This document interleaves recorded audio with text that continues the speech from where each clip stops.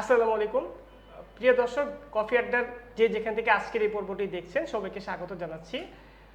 কোটা আন্দোলনকে কেন্দ্র করে দেশে যে অরাজকতা বা থমথমে পরিস্থিতি সৃষ্টি হয়েছিল, সেই সময়টাতে কথা বলা অনেকটাই দুঃসাহসের বিষয় ছিল। অনেকে কথা বলতে পারেনি, অনেকে কথা বলতে পারলেও সাহস করেনি।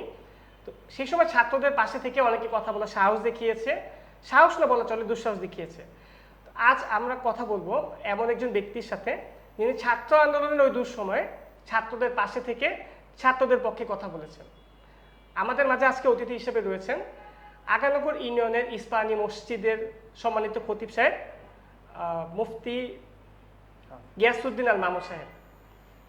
আপনাকে স্বাগত জানাচ্ছি আমাদের অনুষ্ঠানে। আমি মোহাম্মদ গিয়াসউদ্দিন আল মামুন, হাফেজ মাওলানা। আমি বর্তমানে ইস্পাহানি জামে মসজিদে দায়িত্বে আছি। আমি আগেও ছিলাম। সম্প্রতি কোটা আন্দোলনে ছাত্ররা সফল হওয়ার পর এরপরে পরবর্তী যে জুমা ছিল ওই জুমার মাধ্যমে আমি আবার পুনরায় ওই মসজিদে নিয়োগ হই। আপনার আসলে কেন মনে হয়েছিল যে ছাত্রদের পক্ষে কথা বলা উচিত, বা এই যে কথা বলতে গিয়ে আপনি প্রতিবন্ধকতার শিকার হয়েছেন, এই বিষয়টা আসলে সব আমরা জানতে চাচ্ছিলাম। আচ্ছা জি, তাহলে এটা একটু শুরু থেকে বলতে হয়। তা হলো, আমি সাধারণত জুমাতে বিষয়ভিত্তিক বয়ান করে থাকি। তো আমার চলমান আলোচ্য বিষয় ছিল সবর সম্পর্কে। তো ছাত্র আন্দোলন সবর সম্পর্কে কথা বলতেছিলাম। এর মধ্যে 3 জুমা শেষ হয়ে গেছে, প্লাস আমি ওই জুমাতেও সবর সম্পর্কে আমার বয়ান করার কথা ছিল। কিন্তু চলমান ছাত্র আন্দোলনের বৃহস্পতিবার পর্যন্ত, অর্থাৎ যতক্ষণ পর্যন্ত নেট ছিল, বৃহস্পতিবার পর্যন্ত আমি যা দেখলাম যে ছাত্র আন্দোলনের যে ছাত্রদের উপরে জুলুম নির্যাতন হচ্ছে, এগুলো দেখে আসলে আমার কাছে মনে হচ্ছে যেন আমি ওই ধারাবাহিক যে আলোচ্য বিষয়টা আছে ওটা বাদ দিয়ে চলমান এই প্রেক্ষাপট নিয়ে কথা বলা, এটা ইমাম হিসেবে আমার দায়িত্ব। সেই দৃষ্টিকোণ থেকেই আমি আমার ওই আলোচ্য বিষয়টা বাদ দিয়ে কোটা সম্পর্কে বা ছাত্রদের তারা যে আন্দোলন করে, তার যে ন্যায্য আন্দোলন, এটা দেশবাসী বা আমার মুসল্লিদেরকে জানানো বা আমার মুসল্লিদের মাধ্যমে সাধারণ মানুষেরকেও এই বিষয়টা জানানো যে ছাত্ররা যেই বিষয় নিয়ে আন্দোলন করে এটা তাদের যৌক্তিক আন্দোলন। এই আন্দোলনের সাথে আমি ইমাম হিসেবে তাদেরকে সহমত প্রকাশ করি, প্লাস মুসল্লি হিসেবেও তাদেরও জানা দরকার যে তাদের সন্তানরা, তাদের পরিবার পরিজনের যে সকল ছাত্ররা পড়াশোনা করে, ওরা যে আন্দোলন করে তা যে যৌক্তিক, ওই বিষয়টা তুলে ধরার জন্যে আমি ওই জুমাতে ছাত্র আন্দোলনের পক্ষে বা ওদের ন্যায্য অধিকার সম্পর্কে আমি ওই জুমাতে কথা বলি।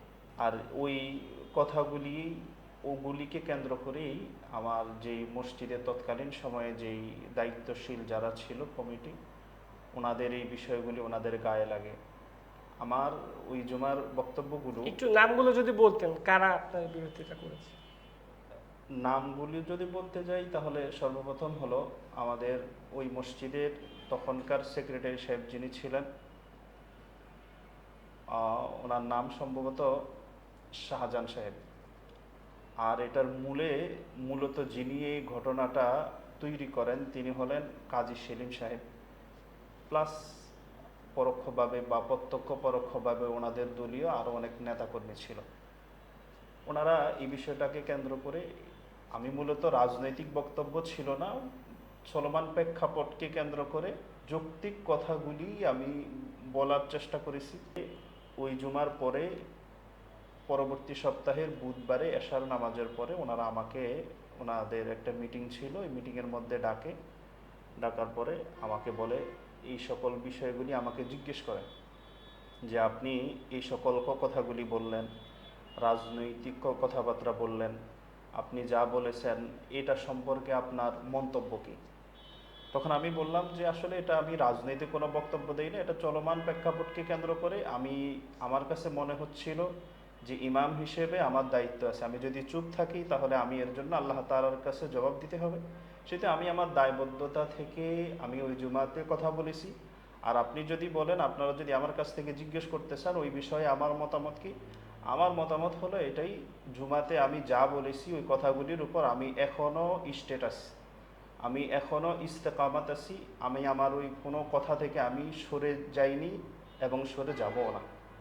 এই কথা বলার পর ওনারা বলল, তাহলে আমরা আর আপনাকে আমাদের এই মসজিদে আপনাকে আর নিয়োগে রাখবো না, এখনই আমরা আপনাকে অব্যাহতি দিলাম, প্লাস আপনি এখান থেকে যাওয়ার আগে, অর্থাৎ ওনাদের যে সমিতিতে মিটিং ছিল ওই সমিতিতে ওনারা আমাকে বলল যে আপনি এখান থেকে যাওয়ার আগে সাবি জমা দিয়ে যাবেন, আপনি আর মসজিদে পা রাখবেন না।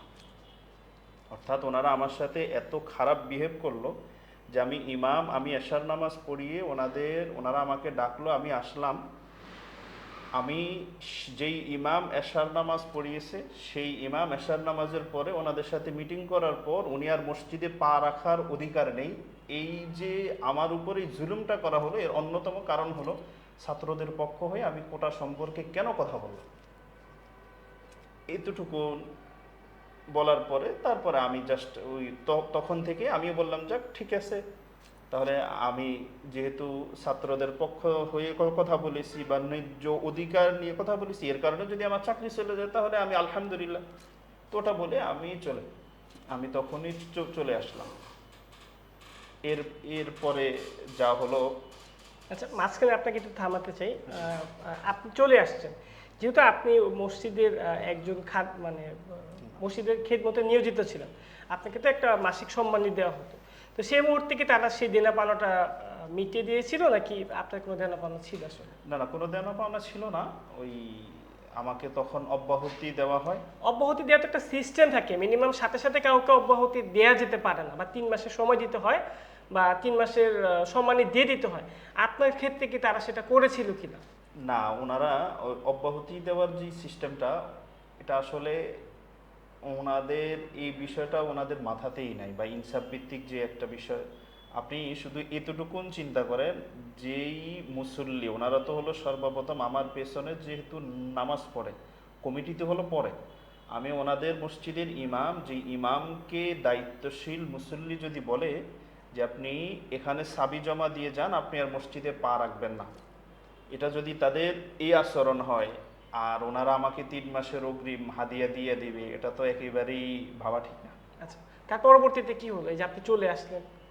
এর পরবর্তীতে চলে আসার পরে বৃহস্পতিবার মাঝখানে একদিন, যে এর পরের দিন হলো শুক্রবার। তা আমার যেহেতু শুক্রবার অন্য কোথাও জুমা পড়ানোর মতো কোনো শিডিউল ছিল না, সেহেতু আমি ওই জুমাটা আমি পড়ি হলো হাসনাবাদের পরে যে আইনটা, যে গ্রামটা, সেখানে পড়ি। জুমা মুসল্লি ছিলাম আমি সেদিন। 12টার পর থেকে আমার নাম্বারে কল আসতেছিল আমাদের মুসল্লিদের মধ্য থেকে কয়েকজন। পরে আমি বেশ কয়েকবার কল দেওয়ার পরে আমি কলটা ধরার পরে তখন বলে যে হুজুর আজকে যে আপনি না থাকার কারণে মসজিদের মধ্যে ঝামেলা হচ্ছে। তো পরবর্তীতে জুমার নামাজের পরে আমার কাছে বিভিন্ন জায়গা থেকে ফোন আসলো, বা আমি জানার চেষ্টা করলাম। তখন আমি জানলাম যে আমি ওই জুমাতে না থাকার কারণে মুসল্লিদের মধ্যে যে ক্ষোভ রাগ ছিল, যে ইমামকে ওটার সম্পর্কে কথা বলার কারণে ওটাকে রাজনৈতিক রূপ দিয়ে এটাকে কেন্দ্র করে ইমামকে অব্যাহতি দেওয়া, যা মুসল্লিরা এই বিষয়ে কোনো কিছুই জানে না। যে মুসল্লিরা মাসে চাঁদা দেয়, মসজিদের কল্যাণ অকল্যাণে যত কাজ আছে সকল কাজে মুসল্লিরা সম্পৃক্ত থাকে, ইমামকে যে অব্যাহতি দেওয়া হলো, ওনাদেরকে কোনো কিছু জানানো হলো না, ওনাদের কোনো মতামত জিজ্ঞেস করা হয়নি। আর এই বিষয়টাকে কেন্দ্র করেই ইমামকে কেন অব্যাহতি দেওয়া হলো, ওনার উপরে জুলুম করা হয়েছে, এই বিষয়টাকে কেন্দ্র করে ওই জমার মধ্যে মোটামুটি অনেক ঝামেলা হয়। এরপরে ওই ঝামেলাগুলি মিটমাট করার জন্য মেম্বার, চেয়ারম্যান প্লাস থানা থেকে পুলিশ এসে তারপর ওটাকে কোনো রকম নিয়ন্ত্রণ করা হয়। এরপরে আমি দূর থেকে কিছু তথ্য পাই, তা হলো ওনারা আমাকে প্রশাসনিকভাবে বিভিন্নভাবে হেনস্থা করার জন্য ট্রাই করতেছিল। তা আমিও পরিস্থিতি অনুকূলে না এটা মনে করে আমিও আমার মতো করে সেবেছিলাম। এর মাঝখানে রোববারে উপজেলা চেয়ারম্যান সাহেবের পক্ষ থেকে আমাকে ডাকানো হয়। তা আমি ওনার কাছে গেলাম। উনি এটা আমাকে, কয় তারিখ ছিল আপনাকে যে ডাকানো হলো? উপজেলা চেয়ারম্যানের অফিস থেকে আমাকে যে ডাকানো হয় ওটা সম্ভবত 28 তারিখ ছিল। 24 তারিখে আপনি চলে আসলেন, জি 28 তারিখে আপনাকে ডাকা হলো। জি 28 তারিখে আমাকে ডাকা হলো।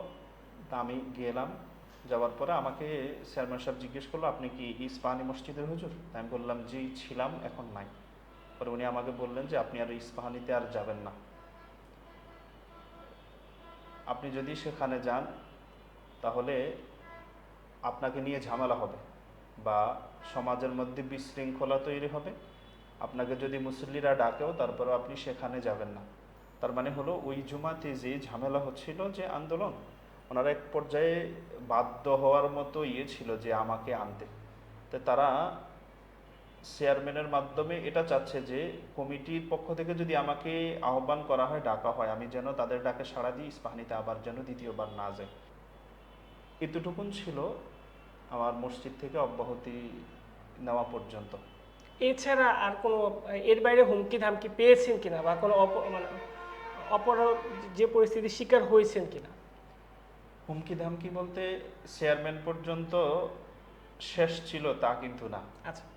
এরপরে আমি যেহেতু কোটা আন্দোলনের ছাত্রদের পক্ষে ছিলাম, বা এখানে আসলে ছাত্রদের পক্ষে বলতে এটা কোনো দলীয় পক্ষ না, তো ন্যায্য অধিকারের পক্ষে ছিলাম, সেহেতু আমি কিছু লেখালেখিও করতাম। সেগুলিকে কেন্দ্র করে তারা আমাকে প্রশাসনিকভাবে মামলা দেওয়ার জন্য তারা পূর্ণ প্রস্তুতি ছিল, এবং এই খবরগুলো পরোক্ষভাবে আমার কানে আসে। তখন আমি ঢাকাতে থাকাটা সেফ মনে করি নাই, তাই আমি আমার পরিবার পরিজন নিয়ে আমি গ্রামের বাড়িতে যাই। তো গ্রামের বাড়িতেই ছিলাম যেদিন সরকার পতন হয়, সোমবারে 5ই আগস্ট। এর পরের দিন অর্থাৎ 6ই আগস্ট আমি আবার ঢাকাতে আসি। আচ্ছা, আপনি যে এই যে ফিরে আসছেন, আবারও জয়েন করেছেন মসজিদে, এই প্রত্যাবর্তনটা আসলে কিভাবে, কাদের মাধ্যমে আপনি সাড়া পেয়েছেন, বা আপনার আবার কেন মনে হলো যে যেহেতু একবার একটা ঝামেলা হয়েছে সেখানে আবার যাব বা আবার গেলে ঝামেলা হবে কিনা, এই চিন্তাটা মাথায় ছিল কিনা আসলে আপনার? আচ্ছা, ওইটা আবার আরেকটা বিষয়। এটা হলো মানে বিজয়ের দ্বিতীয় পাঠ। তা হলো এটা আসলে আমার মাথায়ও ছিল না যে গভর্নমেন্ট পড়ে গেছে, এখন না আমাকে আবার আগের মসজিদ থেকে বা টাকা মুসল্লিরা হবে। বা আমাকে ডাকা হবে, এটা আসলে আমার কল্পনাতেও ছিল না। কিন্তু সরকার পতনের পর এই আধা ঘন্টা 1 ঘন্টা পরেই আমাকে মসজিদের বিভিন্ন মুসল্লি বা দায়িত্বশীল আছে যারা, পূর্বের কমিটি ছাড়া আর কি অন্যান্য যারা মুসল্লি ছিল, ওনারা আমাকে ফোন দিয়ে বিভিন্ন খোঁজ খবর নিল এবং আমাকে এটা বলল যে হুজুর আপনাকে কিন্তু আবার আমাদের ইস্পাহানিতে আসতে হবে। এটি যেহেতু আসলে মূলত কথা হলো মুসল্লিদের সাথে তো আমার আন্তরিক আত্মার একটা সম্পর্ক ছিল, কোনো বিরোধ ছিল না তাদের না সাথে? না, মুসল্লিদের সাথে আমার কোনো ছিল না, প্লাস কমিটিদের সাথে আমার কোনো বিরোধ ছিল না। আমি ইমাম হিসেবে আমার যা দায়িত্ব ছিল কোরআন হাদিস থেকে যা বলা তা তো আমাকে বলতেই হবে। আল্লাহ তাআলা সূরা বাকারার 140 নম্বর আয়াতের মধ্যে বলেন, মান আযলামু মিম্মান কাতামা শাহাদাতান ইনদাহু মিনাল্লাহ। ওই ব্যক্তির থেকে অধিক জালেম আর কে হতে পারে যে ব্যক্তি আল্লাহ তাআলার সত্য কথাগুলি নিজের জন্য গোপন করে। আল্লাহ তাআলা যে ব্যক্তি সত্য জেনেও সত্যকে গোপন করে তাকে আল্লাহ তাআলা জালেম বলেছে। আরেকটি হলো বুখারী শরীফের 1713 নম্বর হাদিসে আল্লাহর হাবিব সাল্লাল্লাহু আলাইহি সাল্লাম বলেন, কুল্লুকুম রাঈন ওয়া কুল্লুকুম মাসউলুন আন রাইয়াতি। তোমরা সকলেই দায়িত্বশীল, তোমাদের দায়িত্ব সম্পর্কে আল্লাহ তাআলা অবশ্যই তোমাদেরকে জিজ্ঞেস করবে। সেহেতু কোটা সম্পর্কে কথা বলা, এটা যে আমি ছাত্রদের পক্ষ হয়ে কথা বলেছি বিষয়টি মোটেও তা নয়। এটি আমার ইমাম হিসেবে এটা আমার দায়িত্ব ছিল, আমি আমার দায়িত্ব পালন করেছি। এবার আমার দায়িত্ব পালন করতে গিয়ে যদি কারো গায়ে লাগে সেটা আমার কোনো দেখার বিষয় না, আর আমি কারো গায়ে লাগবে এই জন্য আমি এটা বলি না। ইমাম হিসেবে আমার যা দায়িত্ব ছিল আমি তাই বলেছি। যেই কথাটা বলতেছিলেন যে যেদিন সরকার পতন হয় মুসল্লিরা আমাকে বিভিন্নভাবে ফোন দিল। ফোন দেওয়ার পরে যেহেতু মুসল্লিদের প্রতি আমার একটা আন্তরিকতা ছিল, মুসল্লিরাও আমার প্রতি আন্তরিক ছিল, সেহেতু ওনারা যখন আমাকে চাইলো, আমার সাথে কন্ট্যাক্ট করলো, তখন আমিও আন্তরিকতার সাথে ওনাদের ডাকে সাড়া দিলাম। এর পরবর্তী জুমাতে আমি ওনাদের মসজিদে আবার জয়েন হই।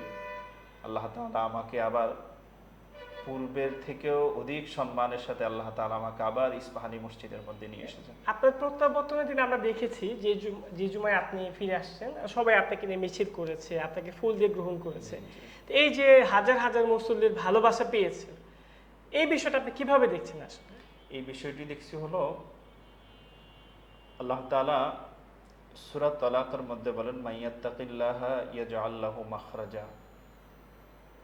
যে ব্যক্তি আল্লাহ তাআলাকে ভয় করবে, আল্লাহ তাআলা তার জন্য অনেকগুলি দরজা তার জন্য খুলে দিবে।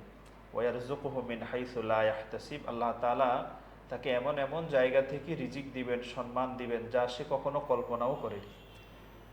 এখানে ছোট্ট একটা বিষয় যদি আমরা লক্ষ্য করি তাহলে দেখবেন যে কোটা সম্পর্কে কথা বলার কারণে আমার চাকরি চলে গেছে। এটি হয়তো মানুষ হিসেবে যদিও কিছুটা ব্যথা আমি পেয়েছি, কিন্তু আল্লাহ তাআলার কৌশল ছিল বড়ই চমৎকার। আল্লাহ তাআলা যারা আমাকে অপমান করেছে, আল্লাহ তাআলা তাদেরকে এর থেকেও কয়েক গুণ বেশি অপমানিত করেছেন। আর যাকে অপমান করা হয়েছে, আল্লাহ তাআলা তাকে সম্মানের সাথে আবার ফুলের মালা গলায় দিয়ে একই মসজিদের মধ্যে আল্লাহ